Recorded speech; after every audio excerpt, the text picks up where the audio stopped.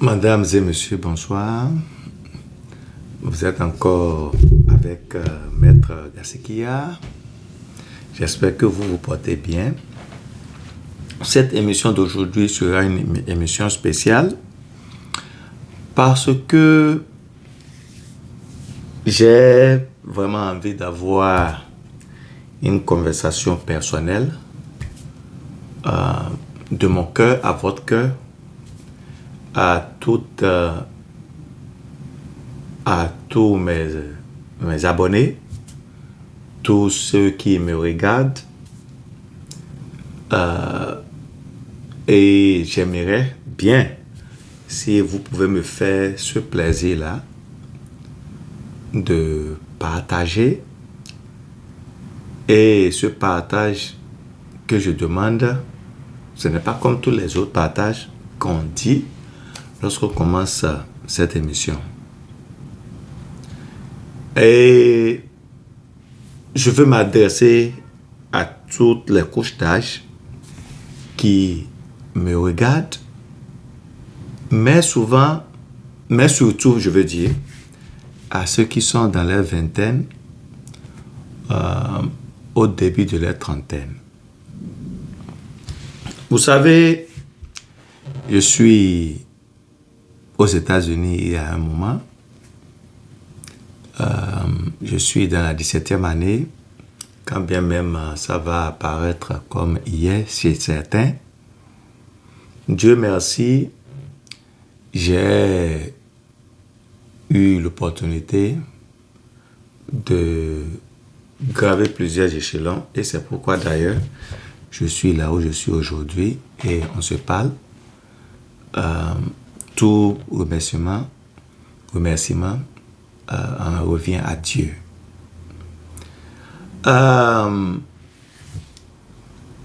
Nous sommes là, nous parlons d'immigration, mais c'est très important que nous soyons honnêtes avec les uns et les autres.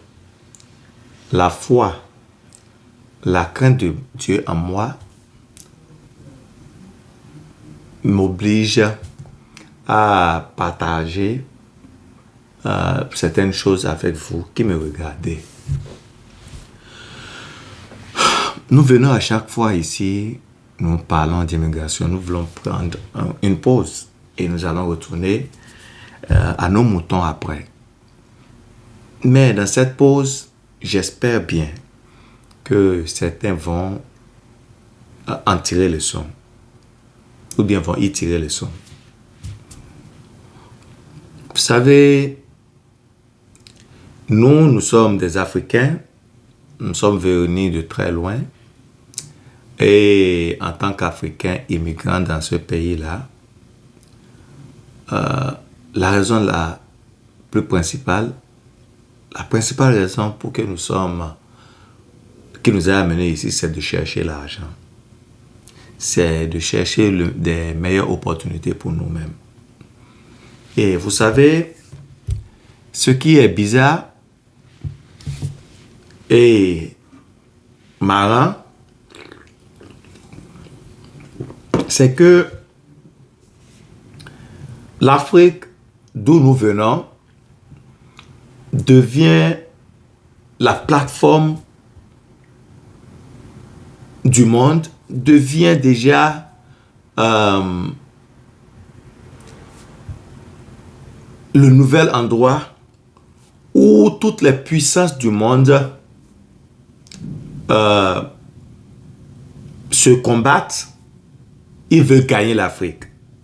Ils ont gagné l'Afrique d'une manière ou d'une autre dans le 16e siècle, 15e siècle, je ne me rappelle plus, 17e siècle. Ils ont apporté la tête négrière. Après la tête négrière, dans le 20e siècle, nous avons commencé par parler de la colonisation. Maintenant, ils n'ont pas quitté l'Afrique. Ils pensent maintenant que les opportunités d'investissement se trouvent en Afrique. À partir de nos richesses minières, nos sous-sols et consorts. Maintenant, c'est que c'est en Afrique qu'ils trouvent l'opportunité d'investissement. Parce que encore, nous avons une population très jeune. Nous avons une main-d'œuvre où lorsqu'on investit, il y a des gens qui vont consommer et il y a aussi une main-d'œuvre, c'est-à-dire la consommation et les main-d'œuvre pour travailler font partie des éléments importants pour toute une économie. Maintenant, le problème que nous avons en Afrique, c'est le problème de leadership. Sinon, nous sommes riches plus qu'on le croit. Ça, je ne suis pas venu ici pour être panafricain. Je ne fais pas la politique panafricaine ou quoi que ce soit. Je suis venu vous dire la vérité. Je suis venu vous parler un à un. Maintenant, cette même Afrique où les gens vont investir leur argent, aujourd'hui, tantôt c'est la Chine, vous voyez, tantôt c'est les États-Unis et l'Europe qui se battent entre eux pour contrôler certaines parties de l'Afrique. La France est renvoyée d'un pays et elle s'y accroche, elle s'y attache. Il n'y a pas très longtemps, il y a seulement 3 mois, si je ne me trompe pas, ou 4 mois, il y a aussi un sommet Arabie Saoudite-Afrique. Donc il y a de ces sommets. Un peu avant le sommet Arabie Saoudite-Afrique, il y a eu le sommet Russie-Afrique. Donc je ne sais pas combien de fois nous payons attention à tout ceci, ou bien on croit que c'est les gens parlent, ou bien ils organisent ces sommets-là pour rien. Ils n'organisent pas tous ces sommets-là pour rien. Et puis, ils ne sont pas nos amis en Afrique. Ils y cherchent leur intérêt. Période. Ils y cherchent leur intérêt. Maintenant, pourquoi je parle de tout ceci? Cette introduction-là qui est longue, c'est que nous, où ils vont investir, nous sommes en train d'abandonner notre continent. Nous venons ici pour chercher à vivre. La vérité, c'est que nous avons déjà dit dans la plupart de nos vidéos, tous ceux qui prennent pas la frontière pour venir ici, la plupart, il y en a, la majorité, qui auront beaucoup de difficultés à ajuster leur statut ici aux États-Unis, à avoir la green card. Alors que les États-Unis sont désignés, c'est-à-dire sont d'une certaine manière où on rentre, on ne veut plus sortir, jusqu'au moment où on a la green card. Cette green card-là ne sera pas facile à avoir. Il faudrait qu'on se dise la vérité. Il faudrait qu'on se dise la vérité. Cette green card-là ne sera pas facile à avoir. Je ne vous décourage pas, mais je vous dis la vérité. Ceux qui l'auront, peut-être, nous sommes en train de regarder entre 10, 15 ou 20 ans pour certains, avant de pouvoir avoir cette green card-là. Dans une situation pareille, il y a nos jeunes de 25 ans, 30 ans, 35 ans qui font ce voyage-là, qui veulent venir ici, qui veulent venir avoir l'Eldorado. Pour ceux qui auront des difficultés, c'est-à-dire lorsqu'on vient ici et qu'on demande son asile et qu'on est appelé pour l'interview, avant l'asile, avant qu'on y arrive à l'étape comment on appelle-t-on, d'interview, vous aurez l'opportunité d'avoir votre permis de travail. Mais du moment où votre dossier est rejeté et qu'on vous dise que vous n'êtes pas qualifié pour l'asile, vous perdez ce permis de travail. On n'en aura plus. Ça là, ça peut être 5 ans, 6 ans, je ne sais pas. Ça peut être 3 ans, 4 ans pour certains. Ça peut être 7 ans pour d'autres. Donc, si on n'arrive pas à garantir cette green card-là, on n'arrive pas à gagner cet asile-là, le permis de travail est coupé. Maintenant, si on fait 5 ans, 7 ans, 8 ans, 10 ans, et que c'est ça la situation, peut-être on n'arrive pas. Il sera difficile d'avoir cette green card-là d'une autre manière. Maintenant, on est là dans un pays, et pour la plupart, il n'y aura pas de solution. Maintenant, qu'est-ce qu'il faut faire? Alors qu'on a déjà abandonné notre continent. Donc, la raison pour laquelle je suis là ce soir, c'est de nous conseiller. C'est de nous parler entre frères et frères. Lorsque nous sommes déjà là, d'abord, pour ceux qui ne sont pas encore là, réfléchissez 5 fois, 10 fois, 20 fois avant de prendre la route pour venir ici aux États-Unis. Si vous êtes prêts à y rentrer et la sortie n'est pas une inquiétude pour vous, vous n'êtes pas inquiété de quand vous allez quitter les États-Unis, vous pouvez continuer la route, il n'y a pas de problème. Mais si vous êtes vraiment conscient de vouloir retourner au pays et qu'il n'y a pas de garantie de quand vous allez retourner au pays, réfléchissez 1000 fois avant de prendre la route. Maintenant, pour ceux qui sont déjà là, soyons intelligents. Il ne sert à rien de rester dans un pays où on a laissé ses parents, toute sa famille.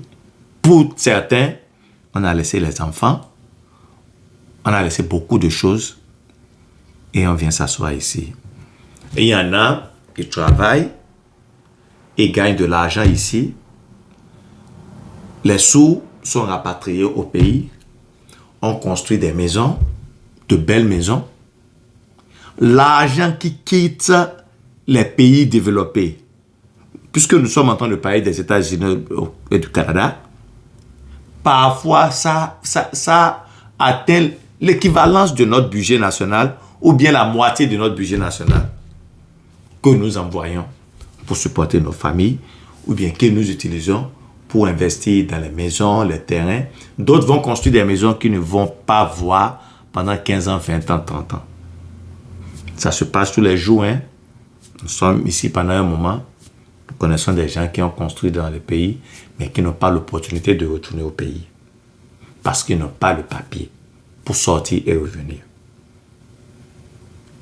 Je ne sais pas si c'est absurde. Bien pour certains, ça a du sens.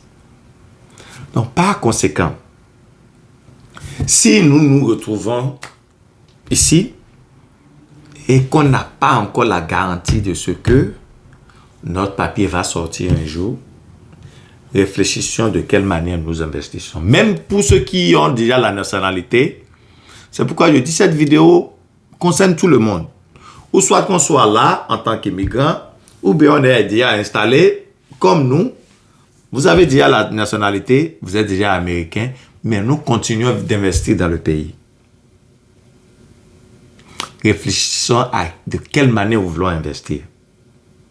Il va falloir que l'argent que nous envoyons dans le pays là, l'argent que nous voulons investir dans le pays là, que ça puisse aider nos pays à se développer aussi. Pensons aux investissements en groupe. Lorsque moi, j'ai par exemple 50 millions et que j'investis dans quelque chose, 50 millions là, ça va faire quoi? Pour être honnête. Nous sommes là aux États-Unis, nous voyons de grandes compagnies qui ont des milliards de dollars qui se mettent encore ensemble pour concourir avec d'autres compagnies. Donc, comment est-ce que nous allons arriver au point où nous qui sommes de la diaspora, nous serons en mesure d'investir des milliards, commençons par des millions de dollars, qui auront un impact sur nos populations, sur tout ce que nous avons laissé derrière. Réfléchissons à ça. Réfléchissons à aider notre continent en nous aidant nous-mêmes. Ça devient ce qu'on appelle un contrat de gagnant-gagnant. Nous gagnons en tant qu'Africains, en tant qu'investisseurs. Ceux que nous avons laissés au pays aussi vont y gagner. Et peut-être ça va décourager d'autres. Il y a des gens qui ne veulent pas venir ici. C'est par force, par la situation, par la carité, c'est-à-dire ils se retrouvent dans des situations où ils se disent, bon, le seul espoir que j'ai, c'est de prendre la route. Vous voyez? Donc, il y en a d'autres, s'ils se retrouvent dans une situation qui n'est pas mal, ils vont rester au pays. Ils vont rester au pays. Et parfois, on arrive ici, on se dit, l'Eldorado qu'on nous a tant promis, ce n'est pas ça la réalité. Donc, nous qui sommes ici, ayons le courage de dire la vérité à ceux qui sont là-bas, de leur faire comprendre que parfois, oui, c'est vrai, on trouve de l'argent, mais ce n'est pas facile. Ce n'est pas facile. Et faire comprendre à d'autres. Il y en a qui me demandent, ok, maître, combien de personnes vous avez trouvé qui ont gagné l'asile là? Nous avons partagé la dernière fois, comment appelle-t-on, la statistique avec vous. C'est pour vous dire que ce n'est pas facile. Gagner l'asile là, ce n'est pas facile. C'est très dur. Maintenant, ou soit on gagne l'asile ou on ne gagne pas l'asile, pensons aux investissements qui vont produire des résultats dans nos pays, qui vont nous aider à développer notre continent, qui vont nous aider à prendre notre continent en main avant que ceux qu'on vient voir ici là retournent dans notre continent et nous arrachent encore l'Afrique. Ils sont déjà en train de le faire. Hein? Ils ont de l'argent actuellement à investir. Nous aussi, nous sommes là, nous travaillons. Nous pouvons investir aussi, hein? Mais des investissements individuels n'auront pas des impacts sur l'économie de notre continent. Et ça ne va pas aussi nous permettre de pouvoir maximiser nos gains, nos retours sur des investissements. Donc, j'aimerais que nous réfléchissions. C'est pourquoi je dis, peut-être les gens vont dire qu'est-ce qu'ils racontent, d'autres ne vont pas regarder les vidéos, ils vont se dire, bon, on est là pour écouter comment nous allons gagner la ville, qu'est-ce qu'il est en train de nous dire. S'il vous plaît, réfléchissons très bien. Réfléchissons à notre Afrique. Pensons à notre Afrique. Pensons aux investissements.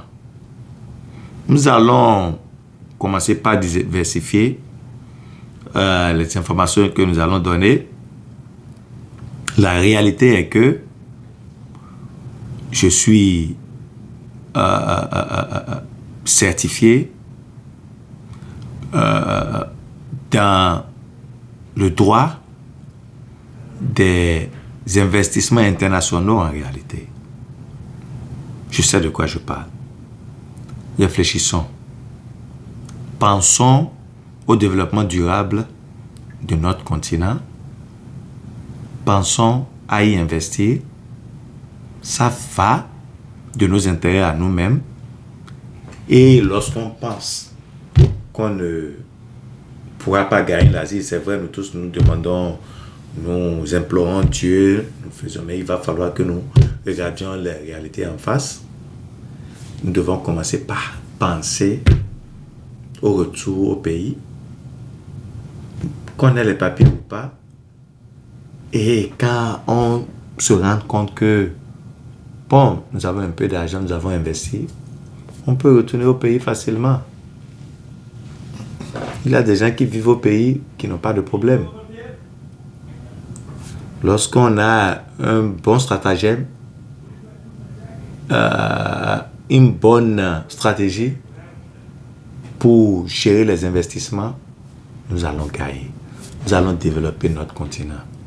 Et on n'aura pas besoin de prendre des risques pour passer des kilomètres avec tous les dangers qu'on fait face pour venir nous asseoir dans un pays où on ne sait pas ce que le futur nous réserve. Ce serait tout pour aujourd'hui. C'est de mon cœur à votre cœur. J'espère que nous allons y réfléchir. J'espère surtout que nous allons partager avec d'autres personnes. Que Dieu vous bénisse. Merci et à la prochaine.